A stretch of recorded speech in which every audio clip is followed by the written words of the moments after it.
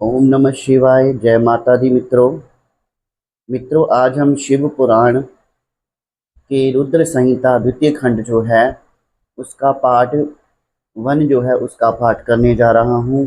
आप ध्यान से सुनिएगा। थोड़ा सा मेरा गला खराब है आज, तो कुछ त्रुटि हो जाए बीच में तो क्षमा कर देना। तो द्वितीय खंड की शुरुआत होती है ऋषिगणों की वार्ता से। ऋषिगण सूत जी से बोले, आपने विद्वेश्वर संहिता का उपाख्यान भली भांति सुनाया। अब आप शिव जी का प्राकट्य, उमा की उत्पत्ति, शिव उमा विवाह, गृहस्थ धर्म एवं अन्य शिव चरित्र बताने की कृपा करें। सूत जी बोले, हे ऋषियों, आप सब परम धन्य हैं जो शिव चरित्र सुनना चाह रहे हैं। शिव चरित्र जगत को पावन करने वाली गंगा जी के समान पवित्र है। एक बार नारद जी ने भी अपने पिता ब्रह्मा जी से इसी प्रकार पूछा था। ऋषि वृंद कहने लगे कि हे सूत जी, इस संवाद को हमें विस्तार पूर्वक बताने की कृपा करें। नारद जी काम विजय। सूत जी ब्राह्मणों से बोले, एक बार नारद जी हिमालय की एक गुफा में बैठकर मौन धारण कर तप कर रहे थे। उनके तप से इंद्र के मन में भय उत्पन्न हो गया कि कहीं नारद मेरे राज्य पर अपना अधिकार न कर ले। इंद्र ने कामदेव को बुलाकर समझाया कि तुम मेरे मित्र हो, तुम्हारे सहारे ही मेरा शासन चल रहा है। तुम बड़े बड़े ऋषि मुनियों का गर्भ चूर चूर कर देते हो। हिमालय की गुफा में नारद शिवजी की उपासना कर रहे हैं, कहीं ऐसा न हो कि वह शिवजी से मेरा राज्य न मांग ले।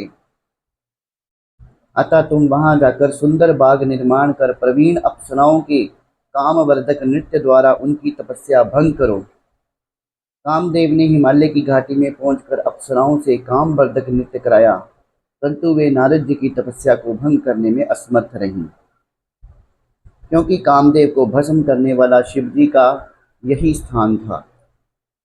रति के विलाप करने पर शिवजी ने उसे वरदान दिया था कि कामदेव कुछ समय के बाद फिर जीवित हो जाएगा, परंतु इस स्थान पर तथा जहाँ तक यह भस्म होता दिखाई दे रहा है वहाँ तक इसकी माया एवं काम बाणों का प्रभाव नहीं होगा। इसी कारण इस स्थान से लज्जित होकर कामदेव को इंद्र के पास लौटना पड़ा। यह सब शिवजी की माया का फल था।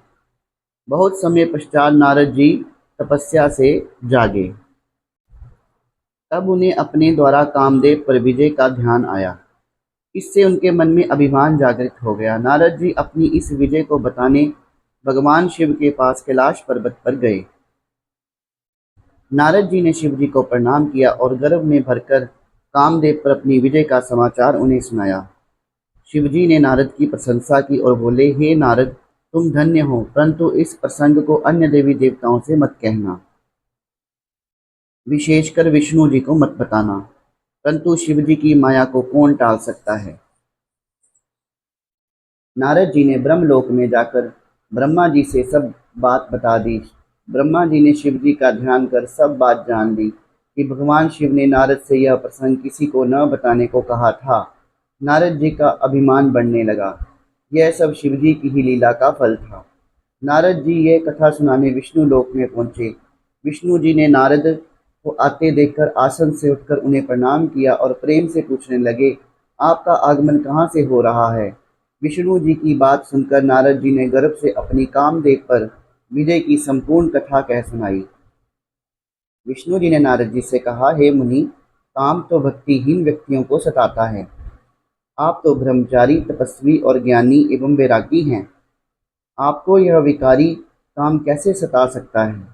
विष्णु की यह बात सुनकर नारद जी गर्व में भरकर बोले, यह सब आपकी कृपा है। कामदेव की क्या औकात है जो मेरा कुछ बिगाड़ सके। इतना कहकर नारद जी विष्णु लोक से चल दिए। नारद का अभिमान भंग। नारद जी के चले जाने पर भगवान विष्णु ने अपनी अद्भुत माया रची। नारद जी के रास्ते में एक नगर का निर्माण कराया। उसके राजा का नाम शील निधि रखा। उसकी एक सुंदर गुणशील पुत्री थी। उस दिन उस कन्या का स्वयंवर हो रहा था। उसमें अनेक प्रदेश के राजा व राजकुमार आए हुए थे। नारद जी नगर की शोभा को देखकर मोहित हो गए। नारद जी भी उस सभा में पहुंचे। राजा ने उठकर उसका स्वागत किया और उनकी पूजा की। राजा ने अपनी कन्या को बुलाकर उनके चरणों में उपस्थित किया। राजा ने नारद जी से पूछा, महाराज, आप तो त्रिकालज्ञ ज्योतिष हैं, इसको कैसा वर मिलेगा? नारद जी उसके सौंदर्य को देखकर उस पर मोहित हो गए। वे बोले, राजन, तुम्हारी कन्या तो साक्षात भगवती लक्ष्मी स्वरूपा है। इसको त्रिलोकी का स्वामी शिवजी के समान वीर यशस्वी पति प्राप्त होगा। इतना कहकर नारद जी वहां से चल दिए। उनके हृदय में विकार पैदा हुआ कि वह कन्या मुझे मिलनी चाहिए, परंतु राजाओं के सामने यह मुझे स्वीकार नहीं करेगी, क्योंकि सब स्त्रियां रूपवान पति चाहती हैं।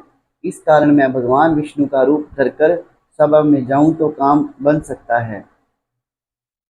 ऐसा सोचकर नारद जी भगवान विष्णु के पास पुनः गए।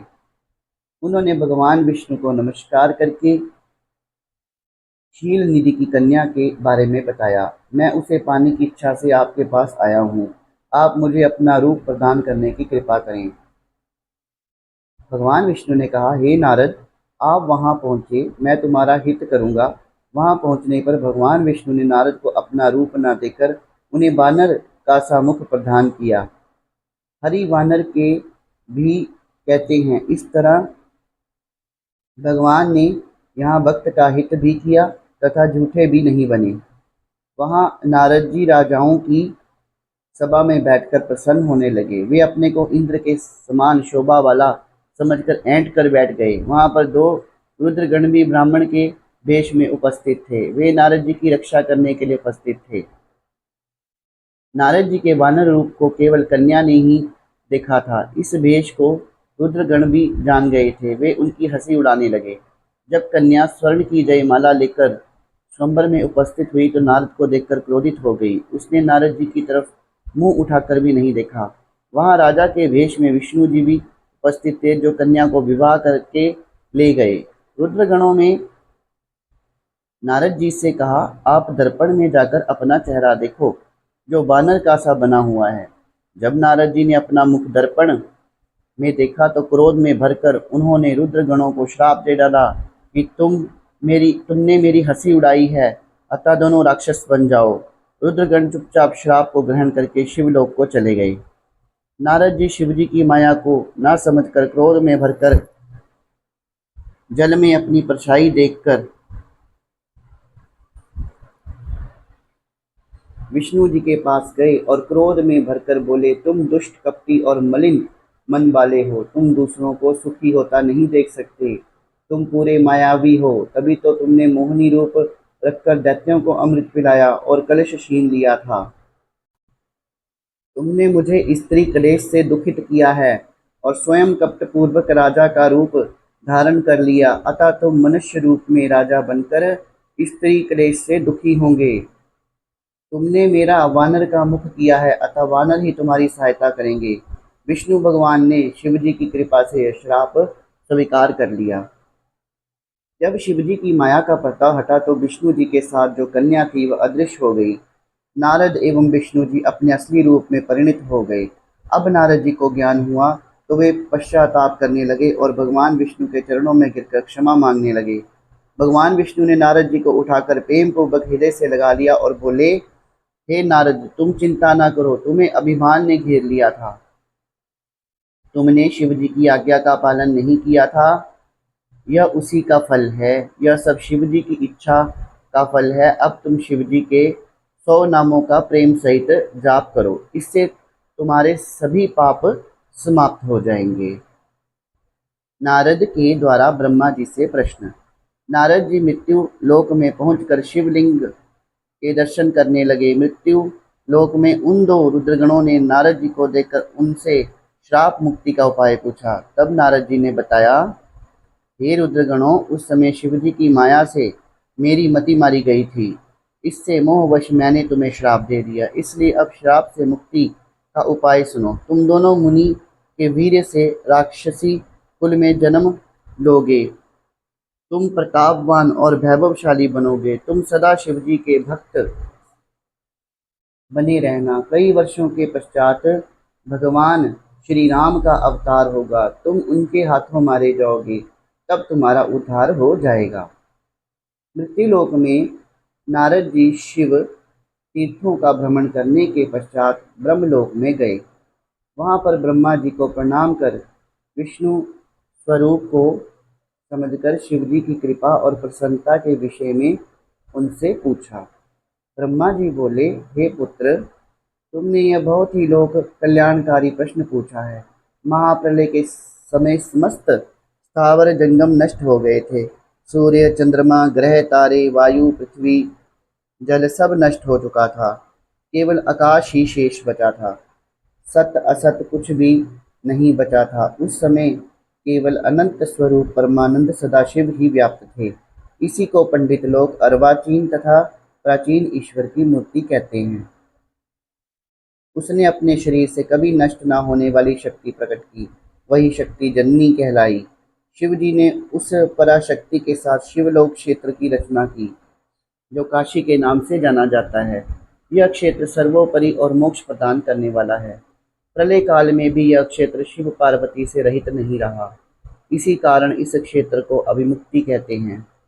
शिव ने धनुष धारण कर यहाँ एक आनंद कानन बनाया था। उसमें शिव पार्वती ने रमण करते हुए दूसरे पुरुष के निर्माण की इच्छा व्यक्त की और सोचा कि उसे काशी का भार सौंपकर काशी में शांति से शयन करेंगे। यह निश्चय कर दक्षिण भाग के दशम अंश से सुधा रूप आसव का श्राप किया, जिससे त्रिलोकी में एक अन्य पुरुष का आविर्भाव हुआ।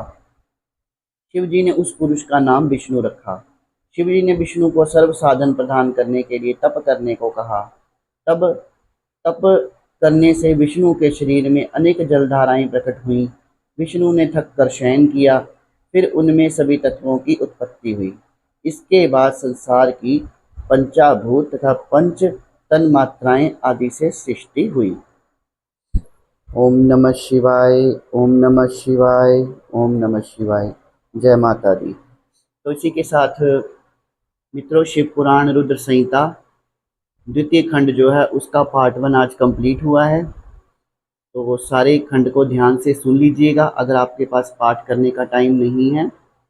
कल फिर हाजिर होऊंगा अगले पार्ट के साथ। तब तक के लिए शुभ रात्रि। धन्यवाद।